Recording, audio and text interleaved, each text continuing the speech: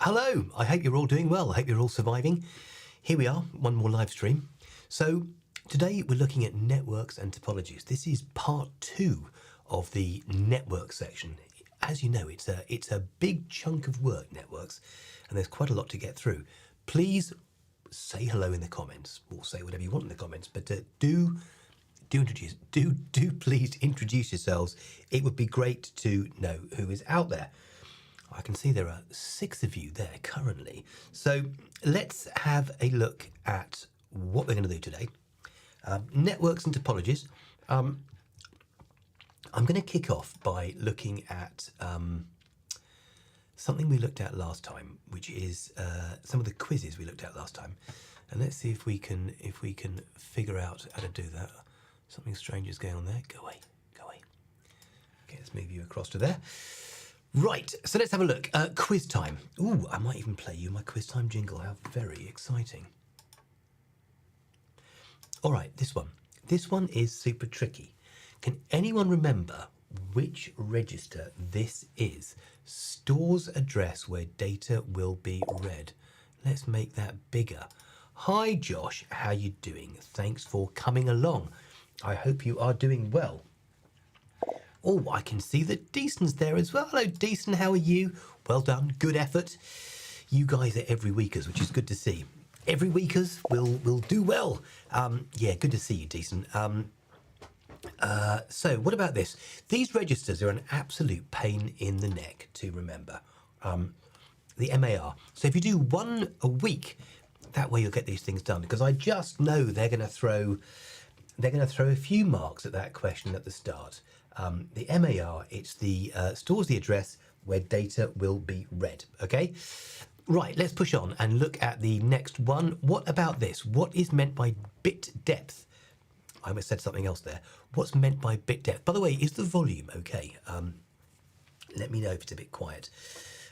What is bit depth? Is it A, the number of samples taken per second, the amplitude of each sample, or the number of bits used to store each sound sample?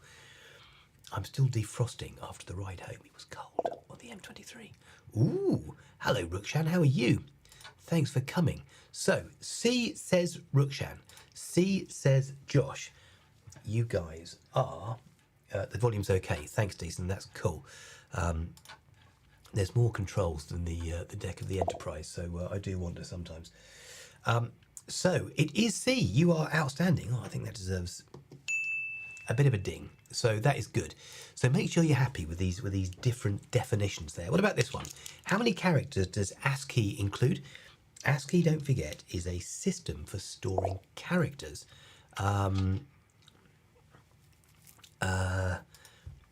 Pass. So that's what you need to know. How many characters does ASCII store? You've got ASCII and you've got Unicode. One stores more than the other. ASCII is the one that stores fewer. Josh says 256. Do we agree with Josh? ASCII 256? Do you know what? You are absolutely spot on. So said Decent. So let's go for... Well, maybe an evil laugh was stretching it slightly. And Rukshan's coming with A as well. Josh's coming with A. Yes, guys, you're absolutely spot on. Absolutely there. It is indeed A. Right. Good. Well, I'm glad you've squeezed your tea bags out. In fact, I've just been getting into Earl Grey tea of late because I don't like milk in tea. I find it a bit greasy. And Earl Grey, I can have black. It hasn't got that sort of tannic thing going on. Yeah, Earl Grey. I quite like a bit of Earl Grey. So, networks and topologies. We've got a bit to get through. I think that this part always turns up. So let's jump in and look at what it's about. We are here, 1.3. So we are almost halfway through paper 1. Computer networks, connections, and protocols. That's where we find ourselves in the specification, which I strongly recommend you look at. So this is this is slightly adventurous, but I'm going to cover this first part: types of networks, factors that affect network performance, which is really just a list of things you need to learn, but also you need to know what they mean. And then you've got the hardware needed to connect to standalone computers.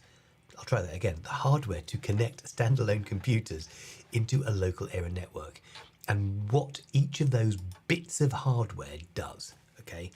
Actually, I'm going to go back one page. Boop. Routers, OCR, love a router question. If you remember from the mock you did, there was a router question there that was quite a sneaky one, where they asked about a router in a specific context within a local area network, rather than it being used to access a wide area network. So they do like a router question. I think 2 years ago, for the A-level IT, they did a 10-mark router question. So they do like routers. But I understand why, because without a router, you can't connect to the internet. You can't. It does a lot of jobs, a router. Okay. So first thing is, what is a computer network? So this definition, they may go for this in the exam, and if they do, your magic words are going to be two or more computers connected to share information and resources, right? Now, it can be physical or it can be wireless, but the key takeaway here is that it's two or more computers connected. Right, so that's what a network is. Advantages. Now, this I'm convinced will be in there. And the key word that you can use when you're talking about the advantages of connecting computers together, this word here, share. So once you've got the word share inside your head, you can then use the fact that you can use it to share an internet connection and to share devices, and also to share files over there. See that one? So that word share gives you a possible 3 marks for what the benefits are of connecting computers, of creating a network. All right, so that's really important. Also, it means that user accounts can be stored centrally. And so those are the key takeaways there. Yes, you can log in from any device. Yes, it aids communication. But those first couple of points I've talked about are what you need to use in the exam. Right, let's jump on and look at disadvantages. The easiest one is, if you think about that big switch sat in room 102, is the cost of the hardware. It's really, really expensive. With the network, you've got the risk of viruses and being hacked. And also, you need specialist staff. Using a standalone computer just means using a computer. If you're going to use switches and routers, and you're going to create a network, it requires people who actually know what they're doing. Sanuka, dear boy, how are you? Thanks for joining us. I've got the crowd warmed up, I've answered a few questions, and we're just jumping in and looking at the advantages and disadvantages. And a reliance on network resources as well. So, for example, if the server goes down, it means you can't access the files. So you're reliant on the things that are being stored in the network. Whereas if everything's on a standalone computer, as long as you've got access to the computer, you've got access to everything you need. Think about in school, when you access a file, that file isn't stored in your computer or on your computer, it's stored in the cloud somewhere. So that switch, which is sort of on the that big flashing switch with 30 odd ports, all the data goes through there and all the data comes back through there. So that's the switch is used to move all the data from your computers to the server room, where it's then connected to a broadband connection. Because actually, I think that's where most things are stored now. We're trying to move away from having banks and banks, high use of how you're doing, from having banks and banks and banks of hard drives, because it's just so expensive. So what you're accessing is actually stored in a data center, but to get to it, it's from an Ethernet cable from your computer into the switch, into the server room, and then out into the out into the wide area network through a router. Okay, good. All right. So this one, types of networks. There are 2 sorts. Yeah, things are looking good. Bad result at the weekend, but let's not talk about that. At least City can enjoy playing in the Championship next year, which is something. It'll never happen. Right, we've got a LAN and we've got a WAN. They often give you a mark for just describing what a LAN and a WAN are. You can't just say a LAN is a local area network. That won't get you a mark. And you can't say a WAN is a network over a wide area, because it doesn't mean anything. So to get that first mark when you're describing what LANs and WANs are, you can say, well, let's just get rid of that. It is a network that covers a small geographical area. And equally for the WAN, it covers a large geographical area. So there you go, 1 mark for each, okay? Even worldwide, we know that the internet is the world's largest WAN. Right, then you can jump to the next thing. If they start to ask more, if there are more marks for it, you can then say that a LAN is usually owned by the organization that uses it, and that it's usually confined to one site, not always, and not always confined to one building. Admittedly, they are doing quite well at the moment. I think they're playing much better football. Then we've got that on a WAN, the devices may be owned or provided or leased from telecoms companies. So you've got the ownership thing where you can get a couple of marks, and you've got the size of the network over a small geographical area or a large one. And that'll be it. That should give you enough marks there. But it's rare they don't do something. Hi, Pablo. How are you doing? Yes. Well, do you know, and Pablo, sorry, Yusuf asked this question here, and Pablo said yes, and he's quite right. So in school, we're using a LAN, right? It's a local area network. And then we connect to a wide area network, which is the internet, or it's an example of a wide area network. So a wide area network is a large collection of LANs when you think about it. And the biggest one is the internet. But the internet isn't really one network, it's hundreds of thousands of networks that are joined together, okay? So there we are. So that's types of networks, bound to be some marks in there. So don't forget, small geographical area, large geographical area, and then the ownership, and that should be you. Good for that. Right, factors that affect network performance. They love asking this question, and I'm going to make a bold prediction. They do a gap fill for this one this time. I could be entirely wrong, but they will do something on this. So in English, this means factors that affect network performance means what makes your network connection faster or slower, okay? Factors that can make your network connection that will mean that data travels more or less quickly. There we go. The first one we've got is bandwidth. This word gets chucked around a lot, but people often don't understand what it means. It is the amount of data transferred in a given time. Message with lasers. I don't know what that really means. So the amount. So when your parents or your carers pay for your internet connection, whoever you're with, to Virgin, BT, Sky, whatever it is, they pay for a certain amount of bandwidth, which means the amount of data that can be transferred from and to your network in a given period of time. So it'll be per second. They talk about megabits per second, okay? So it's the amount of data that can be transferred in a given amount of time. That's what bandwidth is. A lot of people don't actually understand that. So that is the first factor, the first thing that can affect the performance of your network is how much data can be transferred at one time. The next bit is whether you've got to share that data with others. Example, at home, you've got one internet connection coming in through one router. If there are 5 of you watching Netflix at 4K at the same time, or YouTube on 4K at the same time, that's going to slow down your network, the performance of your network, because you're sharing the bandwidth. You're sharing the amount of data that is coming in and out of your house every second, okay? Because if you're sharing it 4 ways, you're only getting a quarter of the actual bandwidth that the network is capable of working at. Not sure about the word at, but you understand what I'm saying.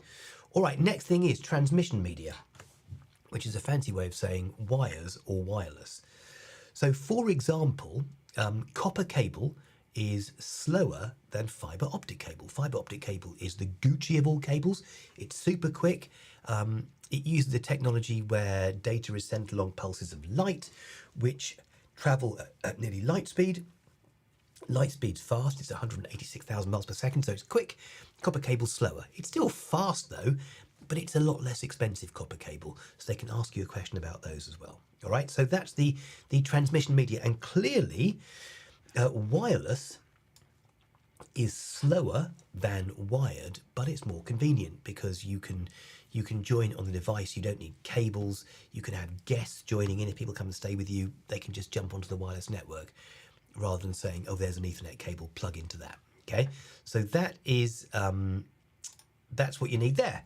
What else have we got? Hardware and network topologies. So the way in which the network is wired together, for want of a better word.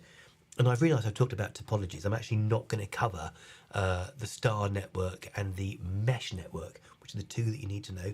So I'll cover those another day. But the way in which the computers are connected, and whether you've got a switch, for example, be a star topology, having a central switch, which is part of the star, or a mesh where the computers are joined to other nodes. And a full mesh is where every computer is connected, and a partial mesh is where some are connected but not all. Okay. Anyway, that's topologies for you. So the topology will have an impact on the speed of your network, on the performance of your network. Because really, when they say performance, they mean the speed at which data travels through your network. Okay. Then you've got error rate. Error rate. Error rates can be caused by things like data collisions. So that means that you're dropping frames or dropping packets. Okay. So the error, and it can be caused by the hardware, by old hardware, or by hardware that's incompatible. But the error rate is the number of frames or packets that are dropped. Frames inside a LAN, packets with a WAN. It's just how the data's packaged. So it's the same thing. Sending data in small chunks with information like 1 of 10, 2 of 10, 3 of 10, or the header you put in it describing what the data is, like metadata almost. And then you've got latency, which you gamers will know is lag.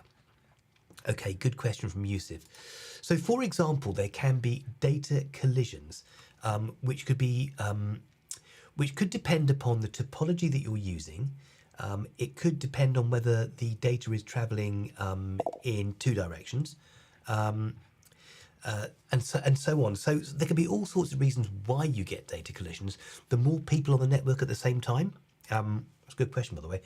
More people on the network at the same time increases the likelihood of data collisions. So one person using it to do one thing, to watch Netflix, you're less likely to get data collisions than 5 people on the same network with Netflix beaming at 2K, 4K, which is 4,000 lines of pixels. It's a lot of data. So it just depends on that. So yeah, so I can guarantee that, hi Ziggy, I can guarantee that Pablo, for his speedy connection gaming, is going to do it, first of all, wired. A wireless connection. I see the truth's coming out now. What's the favourite game, chaps? What's the thing is it killing people? Do you enjoy a bit of murder and destruction? So if you want a decent internet connection, you need to have a wired one for gaming, because latency is deadly. Literally, you will lose your life if you don't have a fast internet connection. Gaming finds you out really quickly, and doing it wirelessly is not much good. The lag is... FIFA. Hello, Hedro. How are you doing? FIFA, yeah, 23. When's that coming out? No, not for a while. Okay, so those 1, 2, is it 5? 1, 2, 3, 4, 5, 6. Those 6, they very often find a way of asking that. Professional Sims. Okay. Yeah, when I play FIFA, I just have to beat Tottenham over and over and over and over again. I see. Indeed. All right, next thing, client server and peer-to-peer. We need to talk a bit about servers, all right, about what servers are. But you've got 2 different types of relationships, for want of a better word, that computers can have with each other. So peer-to-peer, so this is when you link computers together in a network, or when you're networking with another computer, because computers have got an IP address, and that allows computers to have computer-to-computer interaction, all right? And it can work 2 ways. You can have peer-to-peer, where both computers are equal in terms of their importance or their role, or you can have client-server. And a client-server is where one computer is the client, that means you're the user, and the other computer is a server whose job it is to serve you up the data. So that's usually a more powerful computer that'll be serving up data for lots of people, okay? And you can have web servers, file servers, print servers. We've got all of those in school. I've got a web server, but like BBC have got web servers. Google's got web servers, okay? Client-to-client server is connected by client-to-client server. Yes, it usually would. Yeah, it would. That would usually be in a local area network, Ziggy. That is a good point. And then client server, that's the one that generally we use, right? 'Cause, I mean, peer-to-peer, if you've got a small business and maybe you've got 3 or 4 people and you want to share what are on their hard drives, you could do peer-to-peer. That'd be one way of doing it. You can do it wirelessly. And that could be useful for a really small business where you're in the same room or in the same building. But once your business grows beyond a couple of people, you end up with a different type of network where peer-to-peer doesn't really work anymore. Okay, so at school we've got a print server. It's a dedicated computer that works out. So when you print something, you say, I want to print this, I want to print it from this printer, and I want to print it in this room, or the printer will be in that room. But then so will maybe 200 other people be printing something at the same time. So the print server makes sure that it prints the right thing in the right room at the right time for the right person. And it just works through the print queue, okay? So that's what a server does. A server is a dedicated computer that's doing a specific job, and you'll connect to it.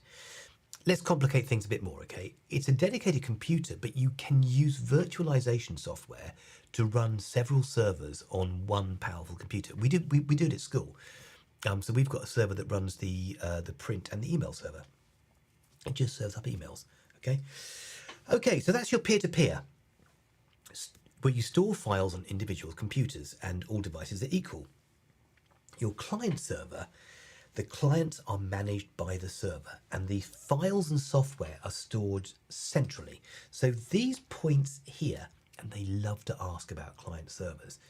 They're more obsessed with client server than peer-to-peer because they're frankly more useful and more relevant. These 3 points here are each worth a mark, right? So when you're looking to describe them, you've got three points there and you've got 3 points there. So if they wouldn't go for a 6 marker, but they could often go for a 4 marker to get you to say 2 things about each one. So make sure you've got a hatful of things to talk about when it comes to peer-to-peer or client server. All right, happy? That is the plan. I say a powerful computer. It wouldn't have to be a powerful computer, but generally they are, because they're doing a lot of heavy lifting. And it's heavy lifting that your individual computer wouldn't have to do.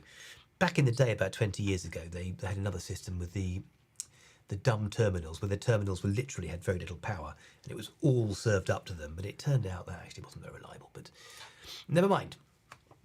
That was then. So client server, 2 computers, different roles. The clients are managed by the server. Files and software stored centrally. This is the same thing, really. So the way it works is this. This is what's new on this one, is here. The client sends the request to the server. So you're the client using your computer at school.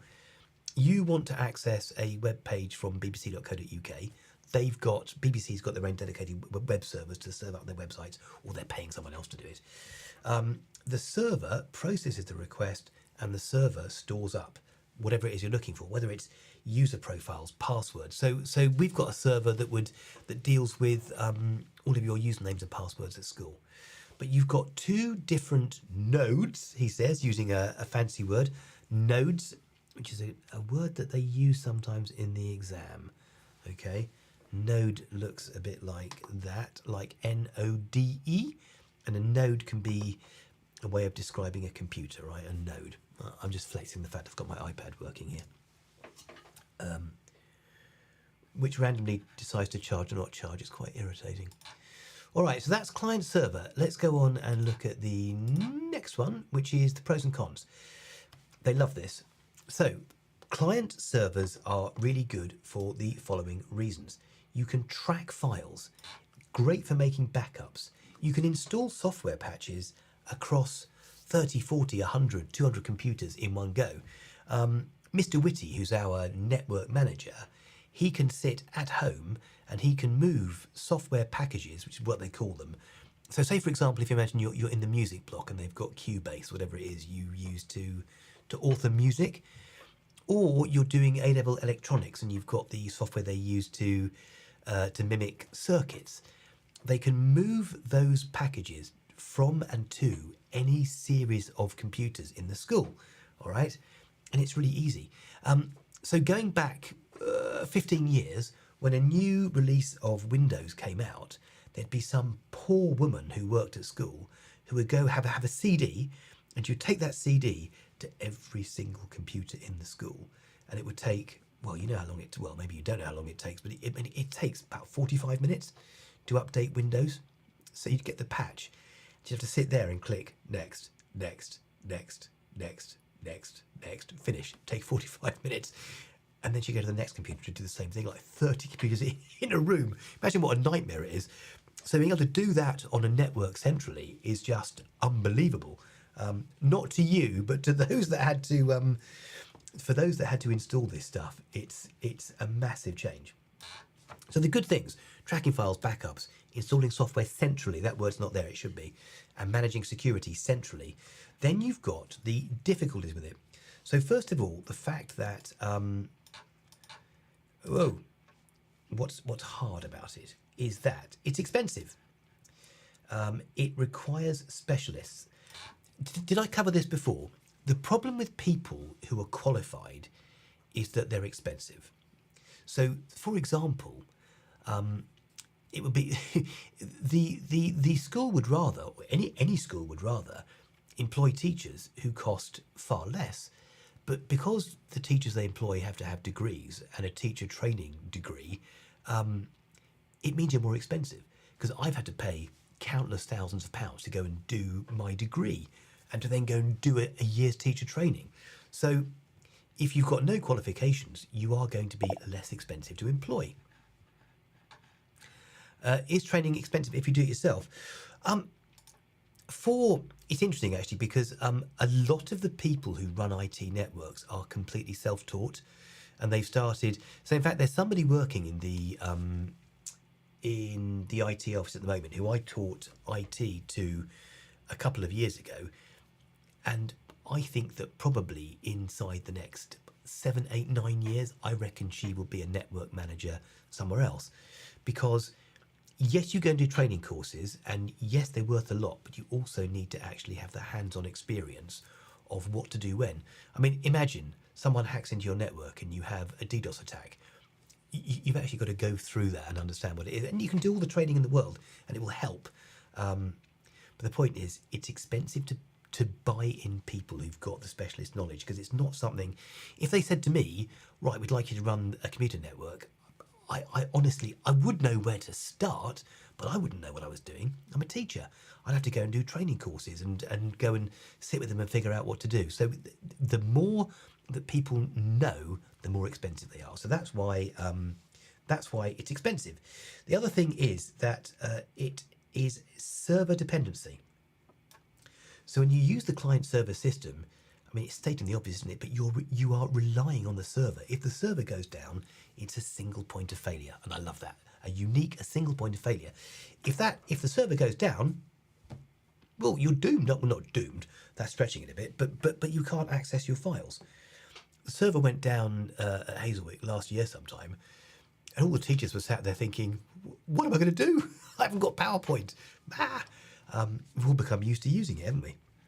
Okay, so that is, and the last thing is overload, is that you can put too much stress and too much pressure on your server. So a server is only going to be able to do a certain amount of work, and a server is a computer.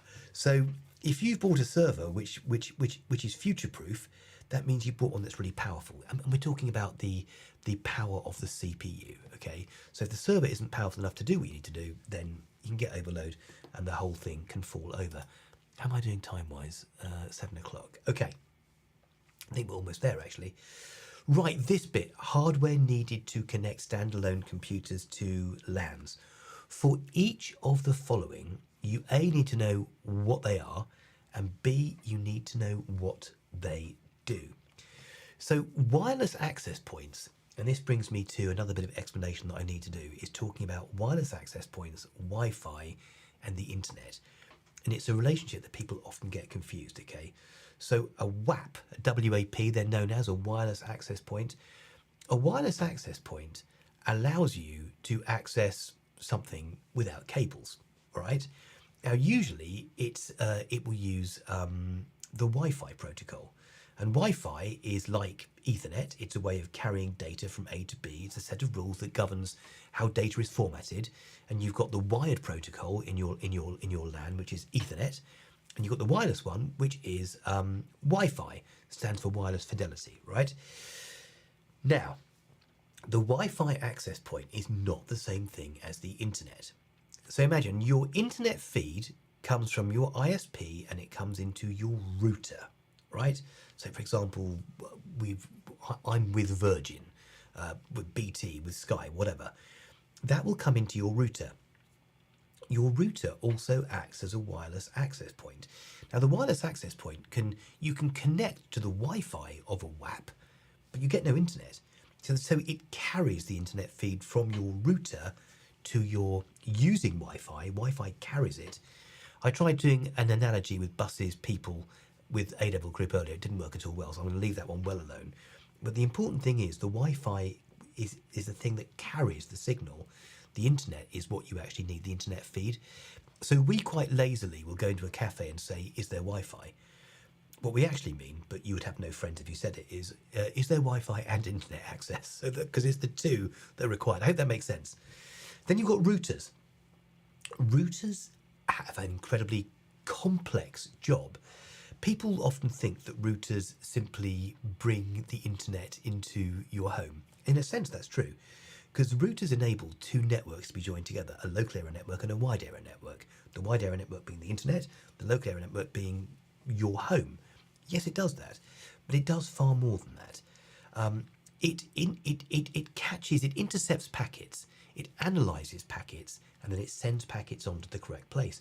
It's also, a route, like if you say, I'm going to go on a route, what's the route you're going to use to go from Crawley to East Grinstead? Because there are various ways you can go. So the router part of it, the routing, is that it actually decides on how the packets are going to be sent from A to B. So it literally works out the route, because the packet will be sent to another router here and a router over there and a router there. It'll send it by the quickest, least congested way to get from A to B, to get to its destination. And we talked about packets when you send data across the internet, across a wide area network. The data gets chopped into packets. Packets get numbered from 1 to however many packets you've got. They get sent off. The router decides which route to send them. And you've got TCP/IP, those two protocols working together to do that. Also brings in layers that you've been covering in school at the moment. And the router decides which router gets sent, and then they get put together. Again, that's TCP/IP. Vint Cerf, Bob Kahn, the two that created the TCP/IP protocol, which is the protocol that decides how data is packaged and how it's sent from A to B. Okay, they're the guys that invented the internet, really. So router does a lot of jobs: inspects packets, sends packets, receives packets, and also decides on the routing of the packets from A to B. Okay, so that's routers. They do a lot. We've got the NIC, the network interface card. So if you open up your computer, you've got your motherboard, and they've got slots in the motherboard, and this is like a little card. It's not like a card, it is a card that you push into your motherboard, and then it's got the ports, the port you plug into your Ethernet cable, and usually the network interface card has got a wired port where you'd put in your Ethernet cable. It's also got a wireless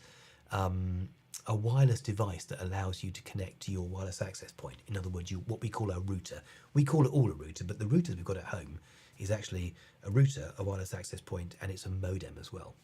But modem's dropped off the spec, so let's not go there. And the last thing is transmission media, and that takes us into the whole rabbit hole of copper cable versus Wi-Fi versus fiber optic. And the fact that one is more expensive, fiber optic, one is less expensive, copper cable, one's more convenient, Wi-Fi. One doesn't work well when you've got thick walls, Wi-Fi. One is easy to lay, which is copper cable. The fiber optic cable is much thicker and it's much less, what's the word for bendy? Flexible, much less flexible, much more expensive, much faster. So I've got a suspicion I'm going to make a prediction for a question. I think they're going to give you a scenario and ask you to discuss which transmission media you would use for a given scenario and why. and I predict they're going to ask about a cafe, and they're going to ask which transmission media would you use and why. And you could give any answer you liked, as long as you explained why. But the right answer in this instance would be that you would go for a wireless connection, because wireless is, and they might say discuss the advantages and disadvantages. It could even be a 6-mark question if they put in wireless, and they could say, and then you could say, well, in a cafe situation, you wouldn't want cables because customers would trip over it, and that could mean that there would be you'd be sued. You wouldn't want wires because they're messy and untidy. You would want wireless because it means that people could connect easily, 1 mark, with any device, 2 marks. You could also make it password dependent, so people would have to buy. You know, if you go to, I think it's McDonald's and Pret, where on the receipt they'll put the Wi-Fi password, so they can do that as well. The difficulty is it could be hacked, which means that your data might not be safe, and so on. So you've said that I reckon might do that sort of a question. That's my bold prediction, because they put that in the spec and they haven't asked that for a while. Let's jump into quiz time, and let me ask you this one. Which of these is a characteristic of a LAN? I'm sure you will whiz through this one super duper quickly. Which one of these is a characteristic of a LAN?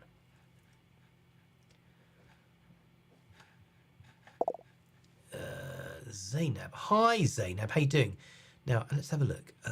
I think Pablo said C, Hedro said C, and Zainab, hi Zainab, said C, and Josh has said C as well. Shall we see if you are all genii? You are indeed genii. Okay, so let's go for the next one, which is, which of these is a characteristic of a WAN? It covers a wide geographical area, a small geographical... Yeah, Rukshan, that was spot on. Yeah, Yusuf got it right as well. Well done, well done, well done. So what about this one? Wide geographical area... okay, Ziggy is in. A wide geographical area is... yeah, Hedro, Rukshan, Ziggy, Krish. Hello, Krish, how you doing? Decent. You're absolutely spot on. It is a... That is very, very, very, very good. That was outstanding. What have we got next? Which of these statements is true? Each computer on a client-server network is maintained. Does that mean you got it wrong, Decent and Snooker? Which of these which of these statements is true? Each computer on a client-server network is maintained separately. A client-server... Ooh, hang on, we've got Krish is saying B. A client-server network has a central computer that provides services to the rest of the network. Josh is coming in with B. Rukshan said B. Hedro said B. Pablo said B. You're all being. I think that you are. Massive build-up, he says, and then can't click on the right button. Come here. It is B. Well done. Absolutely outstanding. Right, let's go. What's this next one? Come on, computer. Where are you most likely to find a peer-to-peer network? Or a peer-to-per network, as I seem to have written. Did Decent get it wrong again? Rukshan, well done for picking this up. Is that Cristiano Ronaldo you've got there? Blimey, I'm going off you at a rapid rate. Is that Ronaldo? No, it's not, is it? Who's that? Is that? Oh, I can't see. It's quite small. I need glasses. Where are you most likely to find a peer-to-peer network? In a large office, at home, in a large organisation. So at home. Ooh. So hang on. We've got B for Decent. We've got B for Josh. We've got B for Richard. We've got no. Oh, Rashford. God, he scored a great goal against us. Blimey, Rashford. He's on fire, isn't he, at the moment? I mean, not literally. He's playing very well. Yeah, he's playing very well. You know, I can't help but like him, even though he plays for Man U, which is a terrible thing to admit. At home, you guys are outstanding. What's next? Which of the following are not usually in a compressed format? So this is compressed versus uncompressed files. So you know when you bake a file, when you export a file, you take a photo, you export it. Yes, don't put him out too quickly. But yeah, he should be put out. He's done well for school dinners. You can't help but like him, can you? MP4. Ooh, crumbs, Yusuf. We've got Decent. We've got Ziggy saying A. are not usually in a compressed format. We've got, let's get this right, Yusuf saying MP4, Krish saying B, which is bitmap, Decent saying B, Hedro saying C. Well, let's see, we have a difference of opinion here. Oh, and Krish said A. The answer was indeed A, which I think we should give, well, that's not a round of applause, Krish, but that's especially for you. Right, shut up. So, what's next? It was A. Oh, I gave the answer away. Too late. I did it. I clicked twice. Which of these is the correct definition of a router? Forward data packets along a network, by the way, was the answer there. So I gave it away too quickly, but almost there. 1910. What's the next one? Come on, computer. What about this one? Which... Oh, another typo. This is shocking. Haroon, we've been waiting for you all this time. Better late than never. 23 of you have been online today, which is excellent. Which of these terms refers to the maximum rate at which data can be transferred? Yeah, I know. Do you know what's even scarier is that I've done this once before and never noticed those typos, which is shocking.